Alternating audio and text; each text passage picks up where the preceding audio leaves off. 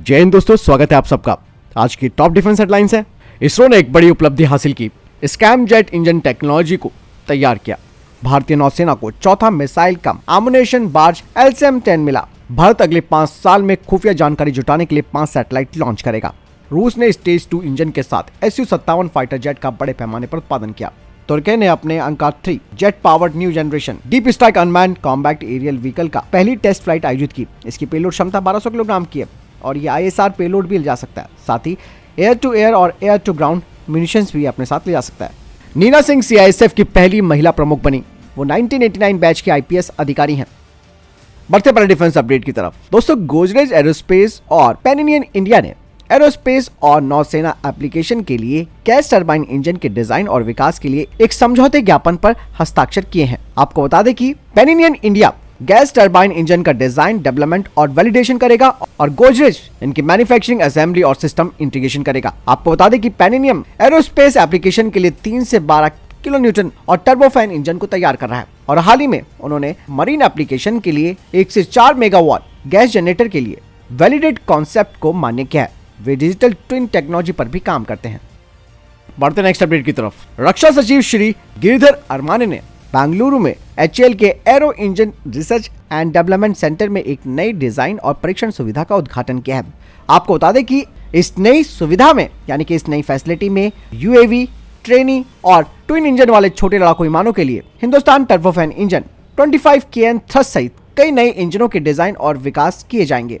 इसके अलावा हल्के और मध्यम वजन वाले हेलीकॉप्टरों के लिए 1200 KN थ्रस्ट का हिंदुस्तान टर्बोशाफ्ट इंजन भी बनेगा और यहाँ पर STFE-25 के परीक्षण के लिए 2 टेस्ट बेड भी हैं।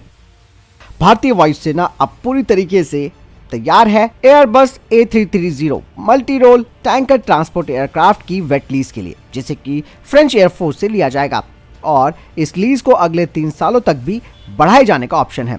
और भारतीय वायुसेना अब लॉन्ग टर्म खरीद भी चाहती है 6 एडिशनल टैंकर्स की, जिन्हें कि HAL और Israeli aerospace industries Boeing 767 aircraft को मल्टी मिशन टैंकर ट्रांसपोर्ट और एडिशनल कार्गो और ट्रांसपोर्ट क्षमता में बदल रही है। बढ़ते नेक्स्ट अपडेट की तरफ। कल मैंने आपको डिफेंस अपडेट में बताया था कि दोस्तों रुस्तम 2 जो कि प्रिस्क्राइब स्टैंडर्ड क्वालिटेटिव रिक्वायरमेंट्स थी, जिन्हें कि इंडियन आर्म फोर्सेस ने दिया था, उसमें ये फेल हुआ, जिसकी वजह से इस प्रोग्राम को रोक दिया गया और इस प्रोग्राम के लिए सेपरेट DRDO फंड दिया जाएगा। लेकिन अब भारत का जो फोकस है वो आर्चर NG जो हथियारबंद ड्रोन है उस पर है, जिसकी पहली फ्लाइट 2024 की पहली तिमाही में आयोजित की जाएगी।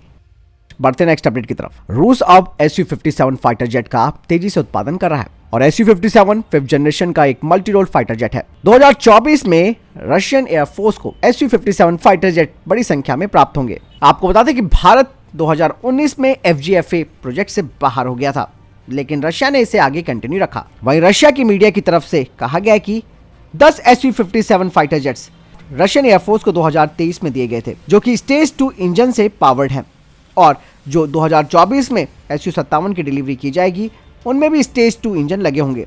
आपको बता दें कि ये जो स्टेज 2 इंजन है उसका सेवरन नोजल्स होंगे, जो कि इस एयरक्राफ्ट के इंफ्रारेड और रडार सिग्नेचर को कम करेंगे और ये 167 किलो न्यूटन का थ्रस्ट उत्पन्न करेगा, वो भी आफ्टर बर्नर के साथ, जो कि Su-57 की सुपर क्रूज क्षमता को बढ़ाएगा और इसकी स्पीड मैक 1.6 हो जाएगी। इसके अलावा रशिया Su-57 फाइटर जेट्स में ड्रोन को भी इंटीग्रेट कर रहा है, जिससे कि रशियन फाइटर जेट्स को एक ब्रेक थ्रू मिल सकता है दुश्मन के एयर डिफेंस सिस्टम्स के खिलाफ। के अलावा Russia hypersonic air to ground missiles का प्रोटोटाइप भी तैयार कर रहा है, वो भी Su-57 फाइटर जेट के लिए, और साथ ही साथ हाइपरसोनिक एंटी शिप मिसाइल को भी वो तैयार कर रहा है। बढ़ते नेक्स्ट अपडेट की तरफ। भारतीय अंतरिक्ष एजेंसी यानी कि इसरो ने स्क्रैम जेट इंजन टेक्नोलॉजी के विकास में महत्वपूर्ण प्रगति कर ली है और ये अत्याधुनिक तकनीक हाइपरसोनिक उड़ान क्षमताओं को अनलॉक करेगी और मैक 5 से अधिक गति पर वाहनों को चलाएगी। दोस्तों, ये जो स्क्रैम जेट इंजन होते हैं वो पारंपरिक यानी कि कन्वेंशनल जेट इंजन से बिल्कुल अलग तरीके से काम करते हैं। दरअसल वर्तमान में इसरो ने स्क्रैम जेट प्रपल्सन के लिए जो जरूरी और महत्वपूर्ण टेक्नोलॉजी है उन्हें तैयार करना शुरू कर दिया है, जिसमें कि हाई टेम्परेचर वाली सामग्री, सुपरसोनिक कंबशन चैम्बर्स और एफिशिएंट एयर इनटेक सिस्टम शामिल है। इसके अलावा हाइपरसोनिक स्पीड पर निरंतर इंजन संचालन प्राप्त करना एक बड़ी चुनौती होती है। इसरो का लक्ष्य इस व्हीकल यानी कि इस वाहन स्तर पर एक पॉजिटिव यानी कि सकारात्मक थ्रस्ट माइनस ड्रैग प्रदर्शित करना है जो इस बात की ओर इशारा करता है कि इंजन ड्रैग पर काबू पाने और उड़ान को बनाए रखने के लिए पर्याप्त थ्रस्ट उत्पन्न किया जा सकता है। इसरो विशेष रूप से स्क्रैमजेट इंजन परीक्षण के लिए एक हाइपरसोनिक वाहन का भी डिजाइन कर रहा है। ये वाहन वास्तविक दुनिया की परिस्थितियों में इंजन के प्रदर्शन को प्रमाणित करने के लिए महत्वपूर्ण होगा। इसके अलावा इसरो ने अपने स्क्रैमजेट इंजन के लिए घरेलू स्तर पर विकसित ईंधन इसरो सीन का इस्तेमाल करने की योजना बनाई है। इससे आयातित ईंधन पर हमारी निर्भरता कम हो जाएगी और हाइपरसोनिक क्षेत्र में भारत की आत्मनिर्भरता भी मजबूत होगी। इसरो जिस स्क्रैमजेट इंजन को तैयार कर रहा है उसके कई फायदे मिलेंगे, क्योंकि इसका मिलिट्री एप्लीकेशन में बड़े स्तर पर इस्तेमाल किया जा सकता है, जिससे कि सैनिकों और सामग्री को तेजी से तैनात किया जा सकता है। इसके अलावा लंबी दूरी की मारक क्षमता बढ़ जाएगी और बेहतर मिसाइल रक्षा प्रणाली भी तैयार होगी। और स्क्रैमजेट इंजन अंतरिक्ष यात्रा में भी क्रांति ला सकता है। ये एकल चरण से कक्षा वाहनों को सक्षम कर सकते हैं और संभावित रूप से लॉन्च लागत को भी कम कर सकते हैं। कुल मिलाकर कहा जा सकता है कि स्क्रैमजेट इंजन टेक्नोलॉजी का सफलतापूर्वक विकास भारत को हाइपरसोनिक अनुसंधान और विकास में आगे रखेगा, जो कि वैश्विक मंच पर अपनी इंजीनियरिंग कौशल और वैज्ञानिक क्षमताओं का भी प्रदर्शन करेगा। चलिए बढ़ते नेक्स्ट अपडेट की तरफ। दोस्तों, पिछले साल भारतीय नौसेना ने अपने ध्वज को बदल दिया था और नौसेना के औपनिवेशिक अतीत से जुड़े लाल सेंट जॉर्ज क्रॉस को नीले अष्टकोणीय आकार में बदल दिया था। बता दें कि अब भारतीय नौसेना ने एडमिरल्स एप्लोट्स के नए डिजाइन का अनावरण किया, यानी कि जो पट्टी कंधे पर लगाई जाती है उसके चिन्हों को बदला है। नौसेना में एडमिरल एक 4 सितारा रैंक का अधिकारी, उसके बाद वाइस एडमिरल 3 और फिर रियर एडमिरल 2 सितारा रैंक वाला अधिकारी होता है। इस अवसर पर भारतीय नौसेना ने जानकारी दी है कि एप्लॉयड्स डिजाइन का लाल अष्टकोणीय आकार छत्रपति शिवाजी महाराज की राज मुद्रा से प्रेरित है और सुनहरे नौसेना बटन गुलामी की मानसिकता को दूर करने के अपने संकल्प को दोहराते हैं। चलिए बढ़ते नेक्स्ट अपडेट की तरफ। दोस्तों, चीन के रक्षा मंत्री कई महीनों से गायब चल रहे थे, लेकिन अब उनकी जगह नए रक्षा मंत्री ने ले ली है और इनका नाम है डोंग जून। नए रक्षा मंत्री की ये नियुक्ति चाइना ने तब की है जब शी जिनपिंग ने चीन एक प्रमुख वैश्विक शक्ति बनाने का ऐलान किया है और इस नए रक्षा मंत्री की भूमिका मीडिया और अन्य सेनाओं के सामने पीपल लिबरेशन आर्मी का चेहरा बनने की है। हालांकि जो इनके विदेश मंत्री लापता हुए थे उसके बारे में कोई जानकारी सामने नहीं आई है। दोस्तों, इसरो अब न्यूक्लियर रॉकेट तैयार करने जा रहा है और ये अंतरिक्ष के क्षेत्र में भारत की एक बहुत बड़ी छलांग होगी। दरअसल इस तरीके के जो रॉकेट है वो डीप स्पेस मिशन करने के लिए सबसे ज्यादा किफायती होंगे और ये किसी भी ग्रह तक कम समय में पहुंच सकते हैं। हाल ही में सोशल मीडिया एक्स पर परमाणु ईंधन यानी कि न्यूक्लियर पावर्ड रॉकेट से चलने वाले रॉकेट का एक डिजाइन सामने आया है और कहा जा रहा है कि अगर ये न्यूक्लियर इंजन वाला रॉकेट तैयार हो जाता है तो भारत कम समय में अपने स्पेसक्राफ्ट को किसी दूरस्थ ग्रह पर भेज सकता है। इस न्यूक्लियर रॉकेट का फायदा ये होगा कि मंगल और चांद पर जाने वाले जो मिशन है वहां से एस्ट्रोनॉट को वापस आने में कोई दिक्कत नहीं होगी और ईंधन की किसी भी तरीके की कोई टेंशन नहीं रहेगी। आपको बता दें कि भाभा एटॉमिक रिसर्च सेंटर और इसरो मिलकर एक रेडियो थर्मोइलेक्ट्रिक जनरेटर्स को तैयार कर रहे हैं और अभी तक जो सैटेलाइट्स और रॉकेट्स हैं उनमें केमिकल इंजन लगाए जाते हैं, लेकिन अगर किसी ग्रह पर जाना है फिर वहां से वापस आना है तो इस तरीके के केमिकल इंजन फेल साबित होंगे क्योंकि इनमें ईंधन बहुत ज्यादा लगेगा।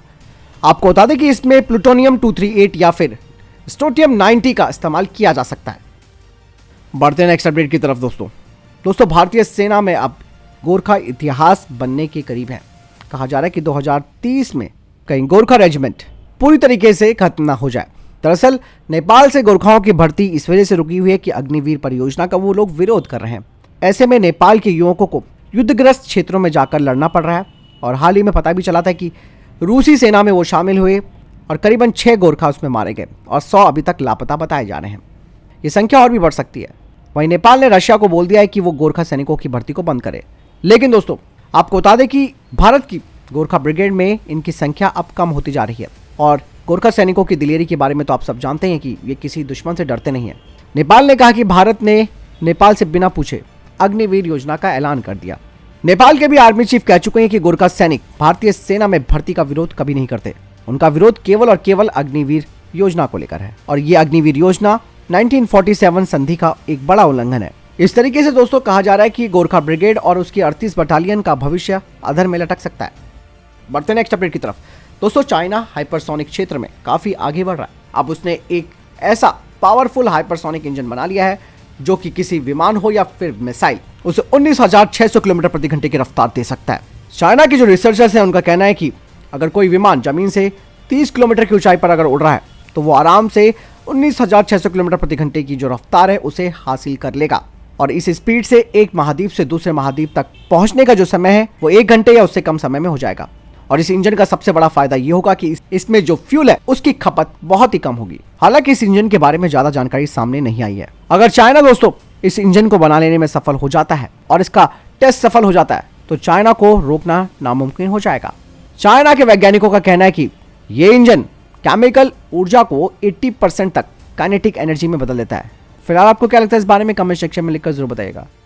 इसरो दोस्तों भारतीय सेना पैच बढ़ते नेक्स्ट अपडेट की तरफ। इसरो दोस्तों अगले 5 सालों में करीबन 50 से ज्यादा सैटेलाइट लॉन्च करने की तैयारी कर रहा है और ये सैटेलाइट दोस्तों भारतीय आर्म फोर्सेस के लिए बहुत ही ज्यादा महत्वपूर्ण होने वाले हैं। दरअसल ये जो सैटेलाइट्स हैं वो जियो इंटेलिजेंस जुटाने का काम करेंगे और इन सैटेलाइट्स को पृथ्वी के अलग अलग ऑर्बिट्स में स्थापित किया जाएगा, जो कि सेना के हर मूवमेंट और हजारों किलोमीटर का जो एरिया है उसकी जानकारी और तस्वीरें इकट्ठा कर सकते हैं। इस बारे में खुद इसरो के प्रमुख एस सोमनाथन जी ने जानकारी दी है। उन्होंने कहा कि हम ये सैटेलाइट 2 साल के अंदर लॉन्च करेंगे, साथ ही इससे मिलने वाले डेटा का इस्तेमाल रिसर्च में भी किया जा सकता है और इन सैटेलाइट से मिली जानकारी से आने वाले खतरों को बेहद प्रभावी ढंग से निपटाया जा सकता है।